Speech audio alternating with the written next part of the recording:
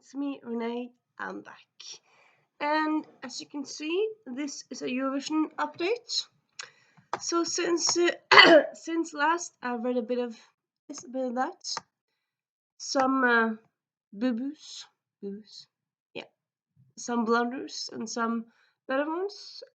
Let's start with the one that finished, as was it last, finished earliest, so like closer to my last update. So I finished Fröken Solens hemlighet, Silkesøstre, which is a third in a companion series, historical companion series. So the thing is, I have the first book in this one, and that came out 2 years ago. I have not read the second book, but I wasn't really interested in that, and it's a companion series, so you don't have to read them all. It's up to you, really. It's completely up to you. You decide yourself. But this one, I kind of thought from the summary looked interesting. But it's and would like we'll also work for eurovisionathon because Finland finished over. I honestly don't know what happened to the offer. Maybe the offer got the brain transplant. Okay, that's a bit rude.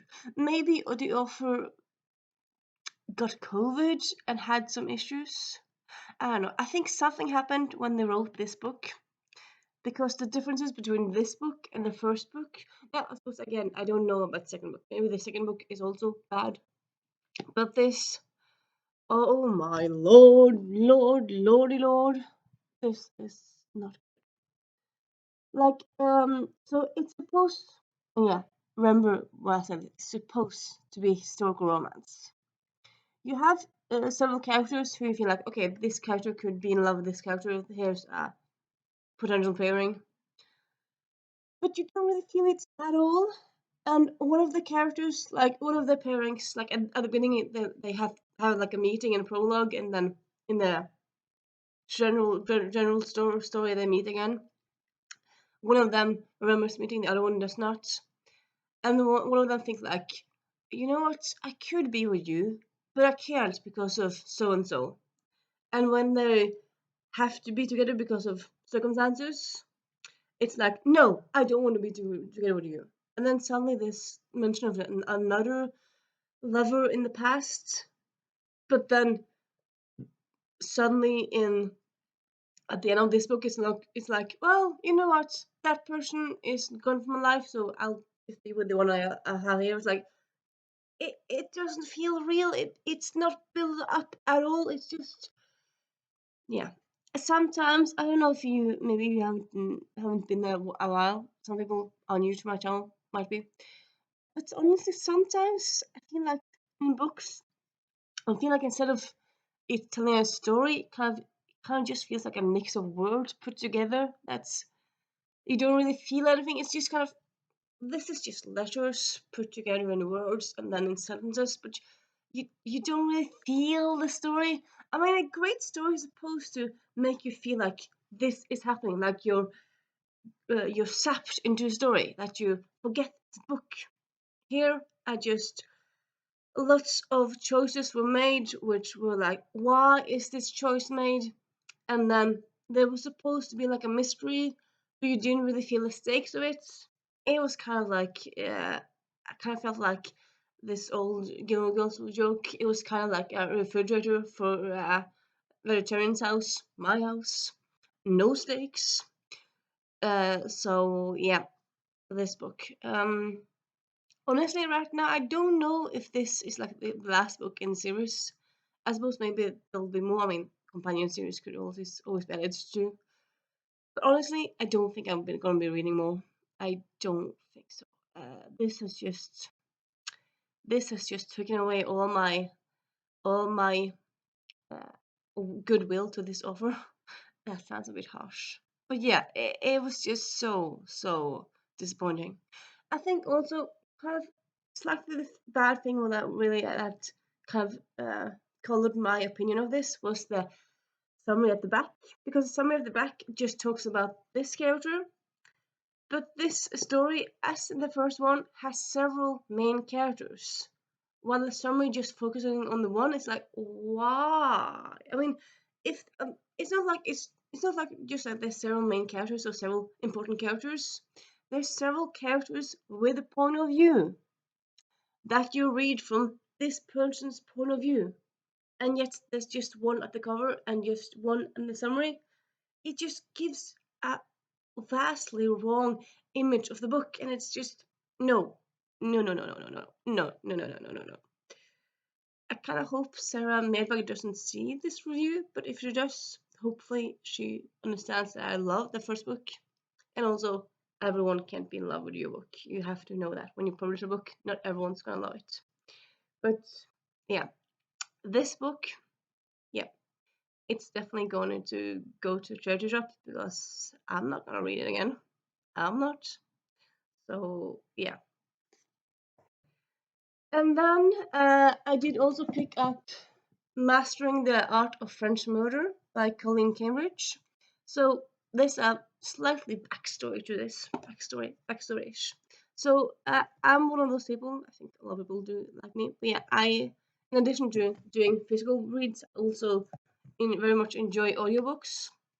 And then last week sometime, I put on my my earrings, no, my earphones it's called. Uh, and then kind of I feel like, what? I didn't like put it completely in my ear. I still heard it, like, oh, something's wrong with that.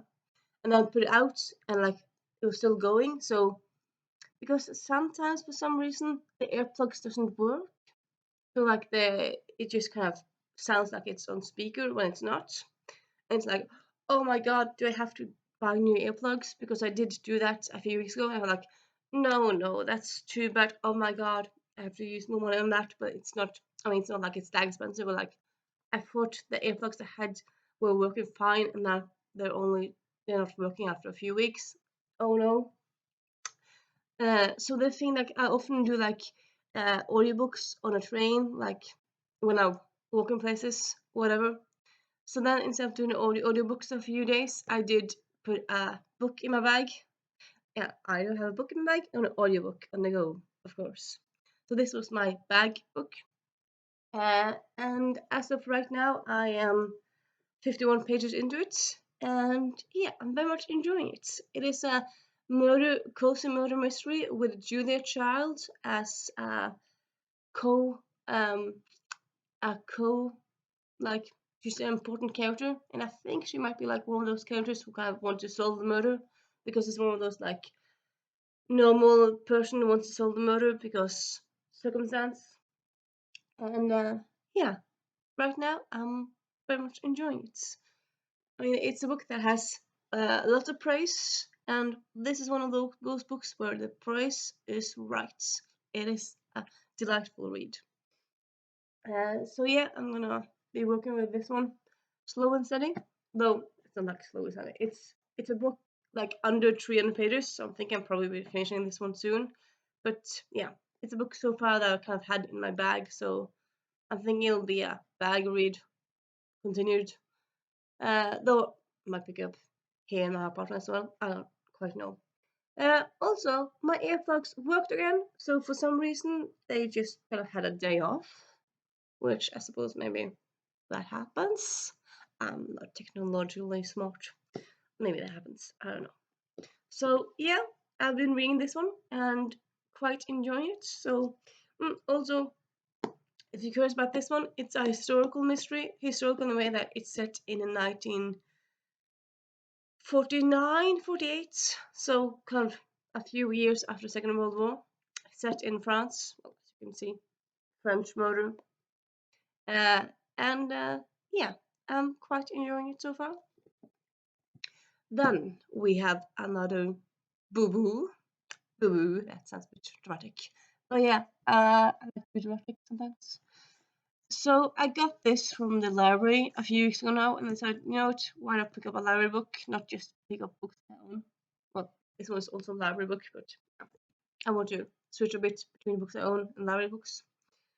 And like this cover just looks so cool. The title, The Unadaptables. Uh, and it's the tagline is the remarkable, the extraordinary, the brave. It just screams, oh, this is gonna be so cool. It's set in Amsterdam in Netherlands, so perfect read for eurovisionathon. I like the concept of it. I mean, it's about these 5 orphans who have been in an orphanage, and then at the beginning of the book they get adopted, but it's this evil guy, and so instead of being adopted by him, because kind of seems like this evil guy, isn't it's not supposed to, he's not really meaning to adopt them, he's meaning to use them for child labor, so boo boo, you can't do that. And then they escape, and then so like this is kind of honestly my big gripe with the book. In the beginning, they escape this bad guy and kind of find shelter in some place. I'm not gonna say where because spoilers, big spoilers. I'm not gonna say it. So that happens in the very beginning of the book, and then nothing really happens until the last part of the book. It's like this is interesting characters, yeah, somewhat, but like if you're gonna have a book where not a lot of stuff happens, you have to do it very well. I didn't really feel like this book had that interesting of plot, really. It wasn't really that interesting on characters. So yeah, the potential was there. Like in the beginning, I loved it, and then after a while, it's just. I mean, I did finish it. I didn't DNF it, but like, it is 370 pages, so it's not like a big book, and like it's a middle grade book, so you have a lot of breathe here and there. It's not like thick in the writing, but yeah, this one, honestly, for my taste, it's not a book I'm gonna recommend. I wouldn't say to go so fast as saying like don't read this book. It's not awful, but I wouldn't say prioritize it. I wouldn't do that. So yeah, and then give me a little moment.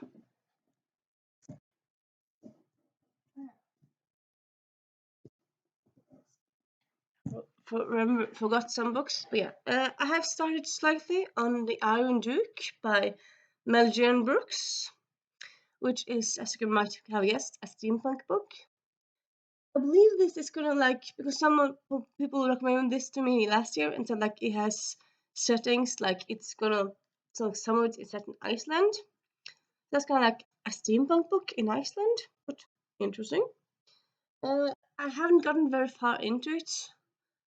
I suppose so far it's kind of like it's interesting, but I haven't really been hooked yet. But it's, I mean, I haven't DNF'd it. It's just, it's not the book have prioritized so far, but it's a book I've started. So yeah. And then yesterday I ended up picking up, yeah, as you do, instead of focusing on 1 or 2 or 3 books, I just pick up lots of new books and start lots of books. But yeah, I ended up starting the Mammoth Book of Losers. Over 2,000 Years of Epic Failure and Underachievement by Carl Shaw. So yeah, this is a non-fiction book all about failing. It's like examples: the briefest career in dentistry, most inept executioner, worst poetic tribute to a root vegetable. Yeah, just lots of different big failures. I've started so far like, oh, where's the bookmark? No, because I've just read a few pages, so I can't. I feel like sometimes, at least for my sake, I feel like I don't really need bookmark if I remember I've read like just 1 or 2 pages. It's like easy to get back into. And also, this is a non-fiction book, so I feel like you can, in a way, just kind of pick up wherever, read a paragraph, and then read a part and then stop. So bookmarks, I don't really feel like that important, at least in these kinds of non-fiction books. But yeah, so far I'm very much enjoying this book. And then we have Stick Flag in It, 1,000 Years of Bizarre History from Britain and Beyond, by Aaron Lomas. So again, this is a book about history. It's about British, but also I'm not quite sure if it's going to be like about British colonial history or like world history, because it says British and beyond, so I'm not quite sure what the beyond means. But yeah, so far I'm very much enjoying it, and it is quite funny. Also, like it's telling, it's narrating the history in a entertaining, funny way. So yeah, for some reason I decided to put this book on my night table. I'm like, yeah, this is a bit heavy book. So I don't right now quite know why I put it there, but I did. So yeah. Also, for some reason, like kind of, it looks like a big tome. Like it looks huge. But I checked the other, like yesterday. It's under 500 pages. I don't know. It just looks so big. And I feel like some books they look bigger than they are. Maybe it's somehow with the with how they do the pages or something. I don't know. It's weird. But yeah.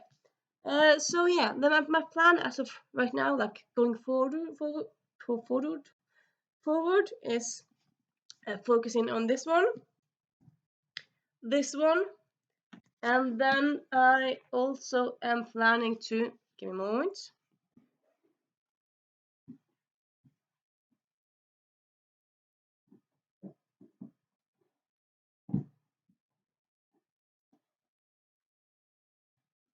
This week I'm planning to start Blanka Ark, which was will be by Sweden. I'm going to show you some more books, and then I'm going to tell you the connection. The Woman in the Library. Oh yeah, so yeah, it will be a kind of these two, because they're both book or library based. This is publishing based, library based. Friday is International Book Day, so book related context. This wouldn't really be for eurovisionathon. Well, right now I don't really believe it is. It's set in Boston. But I suppose I don't know. It might be referencing some things from Europe. I don't know because I haven't read it, but it's not a big book. So yeah. And yeah, that is my plan for this week. And I'll see you later in other fun videos. If you have read some interesting, bad, good books for you with some fun, please talk to me down below. If you read any of the books I talked about, talk to me. Or not, you might just have a book emoji. And I'll see you actually later today because I have another video up for today planned. So yeah, bye.